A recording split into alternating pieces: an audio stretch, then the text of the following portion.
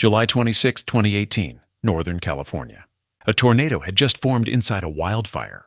Not near a wildfire, not above a wildfire, inside it. A bulldozer operator called 911 from the burn zone.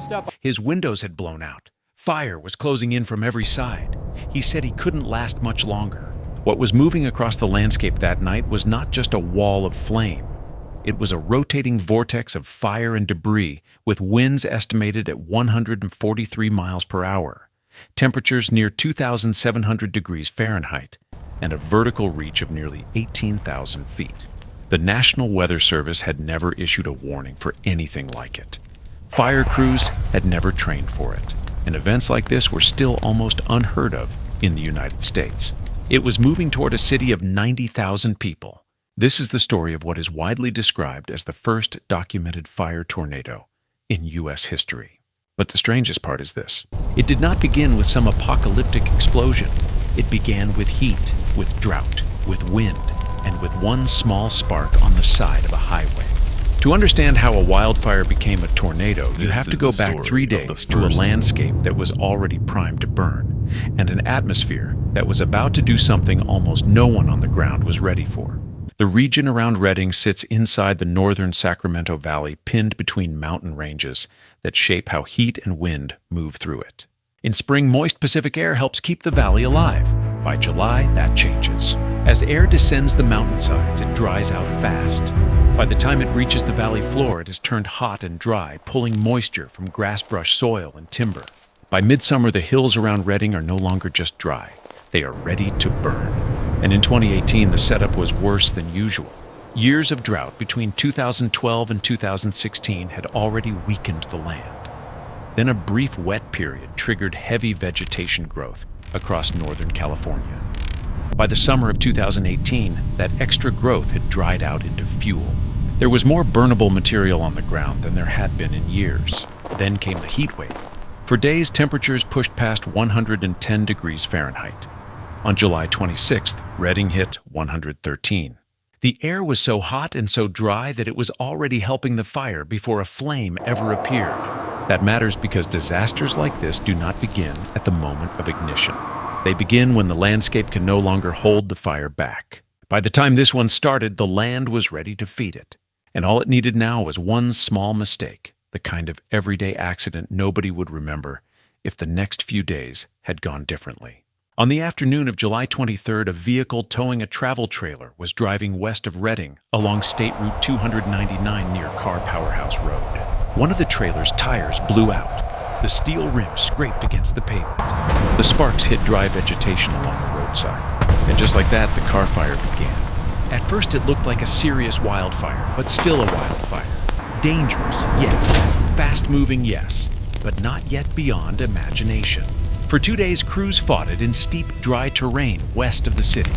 They cut containment lines where they could. They worked rough slopes, hostile conditions, and limited access. It was bad, but it still had not become what it was about to become. That changed on July 26th. A weather system to the north pushed strong winds south into the region. Those winds did not just fan the flames. They changed the fire's behavior. By around 5:30 p.m., the car fire shifted from a fire driven mostly by terrain and fuel into a wind-driven fire, one of the most dangerous states a wildfire can enter. And that distinction matters. Because once wind becomes the engine, the fire stops moving like something you can predict. It starts moving like something that can outrun you. The car fire exploded eastward and downhill toward the western edge of Redding. It moved roughly 3 miles in 4 hours. It jumped the Sacramento River. Evacuation orders went out to 38,000 people. Firefighters were no longer getting ahead of it. They were trying not to be overtaken by it. And while everyone on the ground was watching the flames race downhill, something even worse was starting to happen above them. For the people caught in front of the car fire, the science no longer mattered. Only seconds did. In the Lake Keswick Estates area, Zeta Bila did not receive her evacuation order until she could already see the flames. There was only one road out. It was clogged with cars. Heat pressed through the windows as the fire closed in behind them. She told her children to pray. Several miles north, Don Smith, an 81-year-old contract bulldozer operator, was cutting a fire line near Spring Creek Reservoir when the fire overran his position. A crew chief called him repeatedly over the radio, telling him to get out. 2 firefighters tried to reach him on foot. The flames forced them back. 4 helicopters dropped water into smoke so thick the pilots could barely see the ground. The heat was so intense that one helicopter's temperature warning activated, forcing it to land at 6:08 p.m. Then Don Smith disappeared into the smoke, and he would not be the only one. One of the people still moving through those neighborhoods that evening was 37-year-old fire inspector Jeremy Stokes. Within the hour, he would radio a mayday, because by now this story was no longer just about a wildfire outrunning evacuations. It was about something forming over the fire itself, something almost no one on the ground had ever seen before, and almost no one yet understood. This is the moment the car fire stops being just a disaster on the ground. This is the moment it starts creating the storm above it. As the car fire intensified on the evening of July 26th, it began releasing enormous amounts of heat high into the atmosphere. That heat drove massive columns of hot gas and smoke upward with extraordinary force. At around 7:20 p.m., those rising columns punched through a stable layer of air above them and surged into the upper atmosphere. Within about 15 minutes, the updraft doubled in height from roughly 6 miles to nearly 12 miles above the Earth. It reached around 39,000 feet. That eruption triggered the formation of a pyrocumulonimbus cloud, a fire-generated thunderstorm. In plain English, the fire was no longer just burning across the ground. It was creating its own weather. And once that happened, everything changed. The cloud above the fire tightened the spinning air below it. Ground-level wind shear and the fire's immense updraft pulled that rotation into a focused vortex. This was no longer just a fire whirl. This was becoming a tornado. At approximately 7:30 p.m., it touched down near Land Park in Reading. At its base, it measured about 1,000 feet across. It rose roughly 18,000 feet into the sky. Its winds were estimated at 143 miles per hour, roughly the strength of an EF3 tornado. Inside the vortex, temperatures may have reached 2,700 degrees Fahrenheit. By the evidence collected afterward, it was one of the strongest tornadoes ever recorded in California, and only the second scientifically documented true fire tornado in the world after the 2003 Canberra bushfires. And it did not leave behind the signature of an ordinary wildfire. Trees were stripped and snapped. Soil was scoured from the ground. Massive electrical transmission towers collapsed. A steel pipe was found wrapped around a tree. Homes the fire had not even touched were still destroyed by the wind. That is what made this event so horrifying. It was not just burning.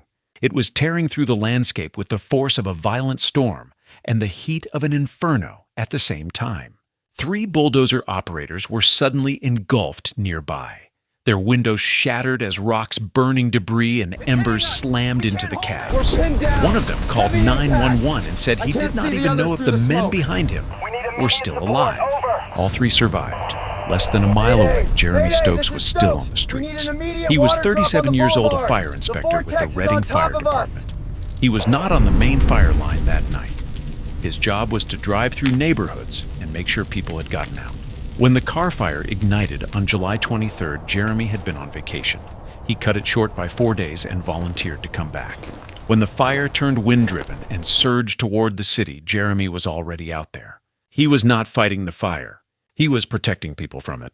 At 7:39 p.m., with the fire tornado bearing down on Buenaventura Boulevard, Jeremy radioed a mayday. He gave his location. He asked for a water drop. He said he was being burned over. Then there was silence. When the smoke cleared, the event became more than extraordinary. It became personal. Jeremy Stokes was found in the early morning hours of July 27th. Investigators concluded that he suffered fatal traumatic injuries after being entrapped in the fire tornado during community protection operations. He is widely believed to have been the first firefighter killed in a documented fire tornado event. His final act was not driving away from danger. It was driving into it to make sure other people had made it out. Don Smith did not survive either. When a pilot finally spotted his bulldozer from the air, it had been completely engulfed. But the dead were not only the people fighting the disaster. On the northern edge of the tornado's path, Ed Bledsoe had evacuated earlier that day. His wife, Melody Bledsoe, 70 years old, had not made it out in time. Later, Ed said she had been on the phone with him as it happened. She told him the tornado was directly overhead. Those were among her last words. Melody and her 2 young great-grandchildren were killed. In total, the Car Fire tornado directly claimed 4 lives. The Car Fire as a whole killed 8, destroyed 1,604 structures, burned 229,651 acres, and caused more than $1.6 billion in damage. By 8 p.m., the fire tornado had dissipated. It had been on the ground for about 30 minutes. But the Car Fire itself kept burning for 5 more weeks until it was finally contained on August 30th. By then, neighborhoods were gone. Communities across Shasta and Trinity counties had been permanently changed. The tornado lasted half an hour. The damage did not. In the aftermath, scientists moved quickly to study what had happened. What they found was deeply unsettling. This was not just a chaotic plume of heat or an oversized fire whirl. It formed through processes strikingly similar to those of a conventional tornado-organized rotation, powerful updrafts, atmospheric instability, and a fire-generated storm structure capable of producing a true vortex. That matters because if this tornado formed through recognizable atmospheric signals, then future ones may leave warning signs before touchdown too. Researchers later concluded that radar data may already have been showing advanced indicators of the vortex. In other words, the warning signs may have been there. No one yet knew how to read them in time. Jeremy Stokes' name is now part of wildfire training across California.